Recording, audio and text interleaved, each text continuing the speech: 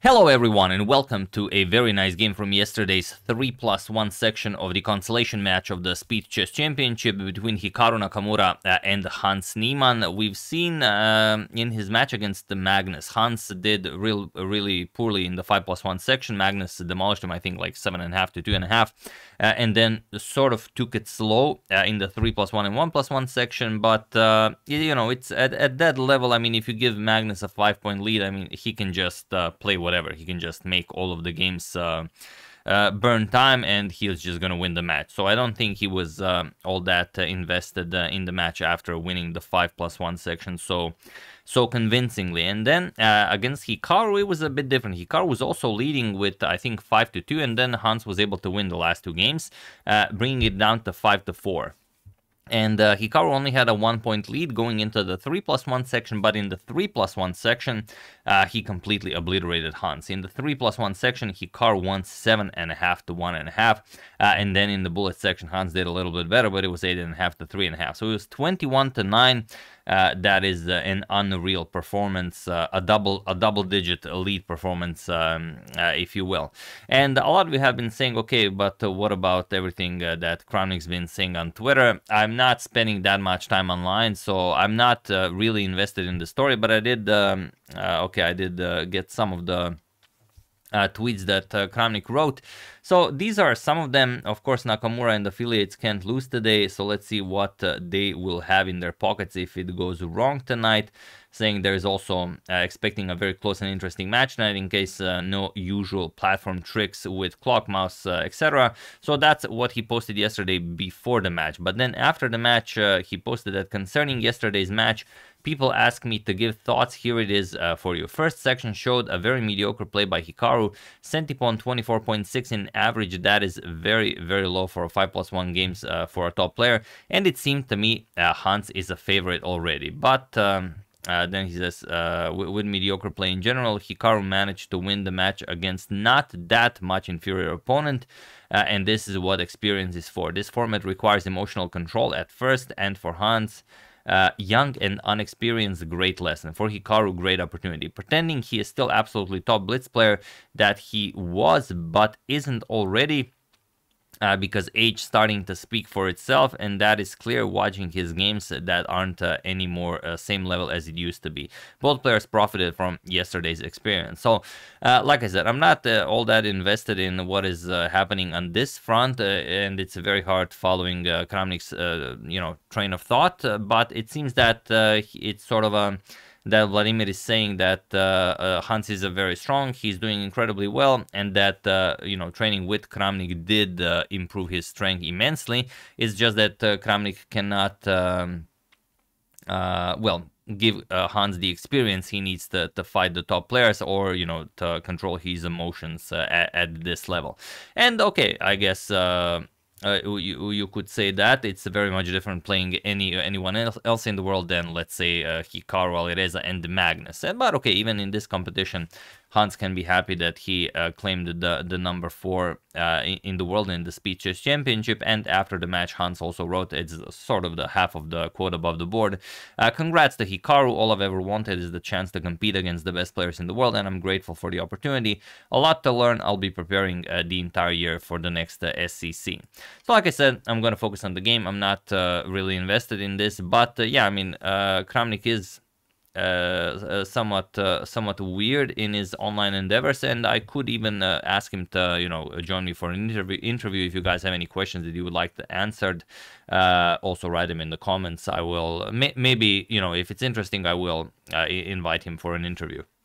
But okay, let's check out the game. From the 3+1 section, Hikaru with white opens with knight to f3. It's a Reti, and also I've watched the entire match, and this game I've chosen is because sort of sums up the entire match in one game. And for those of you saying that, okay, yesterday I've shown a Hans win when Hikaru completely obliterated Hans, I've shown it at the time it was played. As soon as it finished, the score was 5-4 in Hikaru's favor, and that's when I showed the game, not after the entire match finished. So, okay, now let's go to the game. Knight f3, we have pawn to d5, e3, we have knight to f6, pawn to c4, and e6, transposing into the standard Agincourt defense of the English. b3 and bishop to d6. We have bishop to b2, castles by Hans, g3 and the rook to e8. And now there are a couple of games that reach this position. For example, pawn to d4 is a known move, but here we have bishop to g2, and it is now as of move 7 that we have a completely new game. And it's a pretty, nice game, not a lot of weird stuff happening. We have pawn to c6, pawn to d3, pawn to e5, castles, bishop to g4, all players just nicely developing, castles, bishop to h5, queen to c2, and now knight b to d7. We have knight to c3 and rook to c8. So all very standard moves. Knight to h4, Hikaru announcing that he might be going after that f5 square if Hans allows it, and Hans does not react to this. And it's not easy to react. I mean, you can't just play g6. The bishop here is looking very odd. Maybe you can't capture it right away because Hans will happily sacrifice. Maybe that was the idea. But Hikaru is not in a rush. He plays after knight h4, we have pawn to d4 by Hans, e captures on d4, e captures, and knight to e4, knight captures, and d captures on e4. Now, further controlling the f5 square, and f4, f5 is coming. We have bishop to e5, queen to d2. You have to be careful a little bit if Hans gets d3 in, could be annoying, so that's why queen to d2. Pawn to d3, and we have a trade. Bishop captures, knight captures, and pawn to f4. And Hans goes knight to d7. If Hans could somehow keep the pawn on d3, then okay, he would have compensation. The problem is he really can't, unless he's ready to play something like g5. If you go, for example, knight to g6, then you just captures f5, and you trap the bishop. So that's one way to do it. So that's why Hans has to go back to d7 and give up the d3 pawn, his most prized possession. Queen captures on d3, queen b6 check, king to h2, and knight to c5. Attacking the queen, we have queen to c2 and pawn to f6, controlling that e5 square. Pawn to g4 attacks the bishop, bishop to f7, and now knight to f5. Finally, Hikaru claims the square for himself. Rook c to d8 and the rook a to d1. We have queen back to c7, and Hikaru trades on d8. Rook captures, and queen to f2, keeping control over that f4 pawn. Knight to e6, putting pressure on the pawn, and queen to g3. We have rook to d2, pawn to e5, captures, and bishop to g6. Putting pressure on the knight, we have pawn to h4, pawn to h6, and pawn to h5. Hans captures the knight, bishop captures on f5, g captures, and knight to g5. So Hikaru does have the two dangerous pawns, but Hans also has, knight, rook, and queen in front of Hikaru's king. So this is a really crazy position. We have pawn to e6, offering a queen trade, and Hans trades. Queen captures, king to f8, and now pawn to f6. The strongest move, as usual, is pawn to b4, but for some reason, Hikaru decided to give up the e6 pawn. He blunders a pawn, knight captures on e6 by Hans, bishop to e4, and knight to g5. Attacking the bishop, bishop to g6, and g captures on f6. We have rook captures and king to e7. And this is an equal position. Both rooks are very active. The material is equal. It's basically bishop versus knight. And in blitz, as you know, knights are much harder to play against than the bishops, but again, at this level, maybe it's all the same to them. I don't know, as I'm nowhere near their strength. So rook to f2, offering a rook trade, and Hans happily obliges as he agrees that knight is stronger than bishop here. Captures, king to d6, we have king to e3, king to e5, and bishop to e8. We have pawn to c5, and pawn to a3, and pawn to b6. Makes sense for Hans to put all of his pawns on dark squares, as Hikaru does have a light square bishop. Now all of the pawns are on dark squares, and Hikaru has to really figure out how to stay in the game here. We have pawn to b4, knight to e6, and bishop to g6. We have knight to d4, and b captures on c5. B captures and bishop to d3. Hikaru blunders the game with bishop to d3, but Hans doesn't realize it. He plays knight to e6. The key move is knight to f5, because Hikaru cannot afford a trade of minor pieces, because now the white king is cut off from reaching the c5 pawn, and Hans will just gobble up this pawn and advance this pawn to victory. And on the other hand, if you don't trade, if you go king to d2, well, sure, knight g3 goes after the pawn, and once it is defended, then you go after this pawn. And once it's defended, then you go knight e4 check, wherever the king goes, knight d6, and you pick up the c4 pawn. So the geometry is there, but little time on the clock for Hans. He goes knight to e6, bishop to g6, and now knight to d4. We have knight to bishop back to d3, knight to f5 with check. Now he does play it, and king to f3. We have knight to g7, king to g4, and knight to e8. We have king to f3 and king to d4. Attacking the bishop, we have bishop to g6, attacking the knight, and knight to d6. King to f4, we have knight captures on c4. Hans finally wins the pawn. Hikaru did get one moment to defend against this when Hans missed the idea,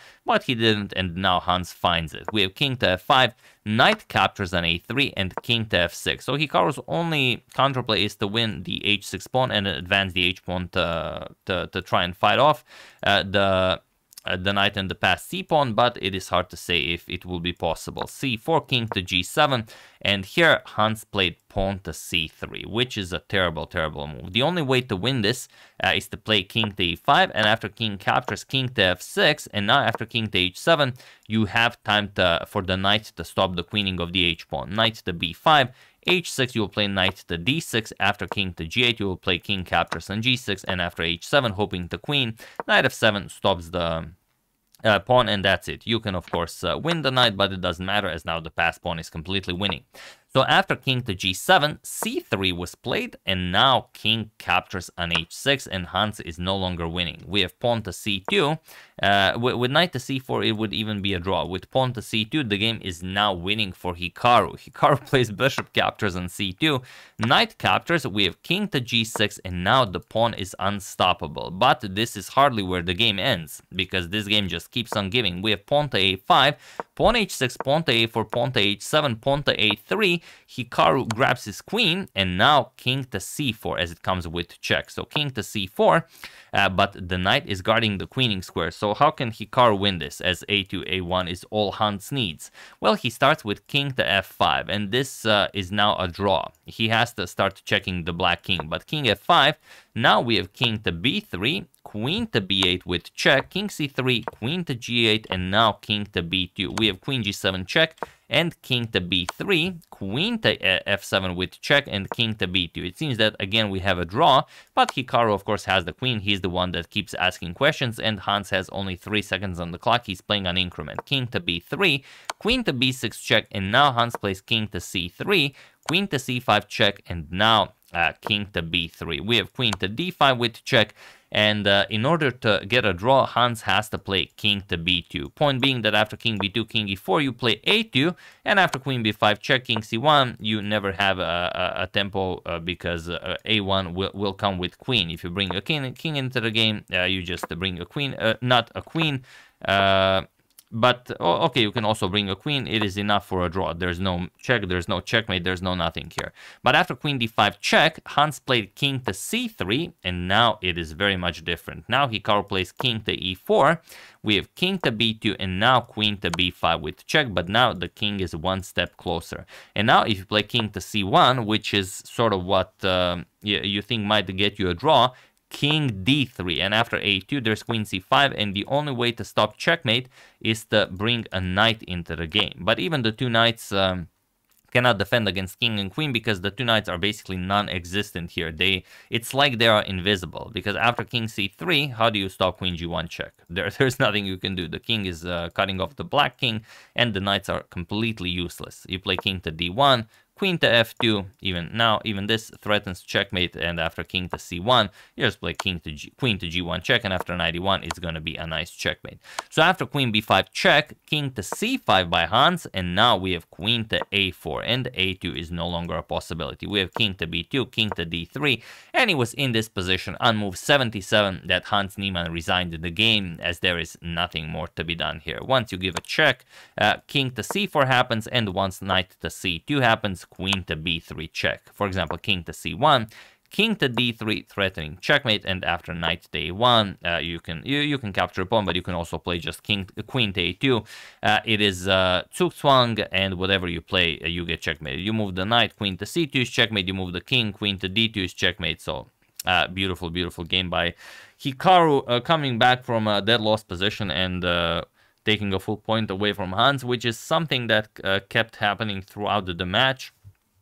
Some games Hikaru outplayed him, some games Hans outplayed Hikaru, but Hikaru just outplayed him right back, and thus the 7.5 to 1.5 score in the 3+1 section, but also in bullet Hikaru was dominant, 8.5 to 3.5. So it is, as you know, Hans definitely improved by training with Kramnik, but he is still not at the level of Alireza, Magnus, and Hikaru, regardless of their, you know, of how they felt on the day. It's, you know, Magnus crushed him and Hikaru crushed him even harder. So yeah, it will be interesting to see how much Hans will improve for the next Speed Chess Championship. But for this one, it was definitely between Hikaru, Magnus, and Alireza, and the final will be decided today between Magnus Carlsen and Alireza Firuza. So yeah, that's the game. Hope you guys enjoyed it. If you have anything to add on the whole Kramnik Hans subject, feel free to comment in the comment section. I will definitely look into it, and I might you know, invite Kramnik and ask him a question or two regarding everything, if that's something you guys might enjoy. If not, then, you know, let's focus solely on chess. So I would like to thank Frank W.H. Schaefer, Gautam Bhattacharya, Ren Songkwa, Joseph Treat, and GrizzlyChessFestival.org.gg for your contribution to my channel. Thank you a lot, I really appreciate it. As usual, you can check 2 of my previous videos here. Thank you for watching, and I will see you soon, continuing to check up on your wonderful suggestions and whatever else happens in the chess world. Thank you all, I will see you soon, and have an excellent rest of your day. Probably gonna cover a game or two today from the final section of Magnus versus Alireza, and the rest tomorrow. See you soon.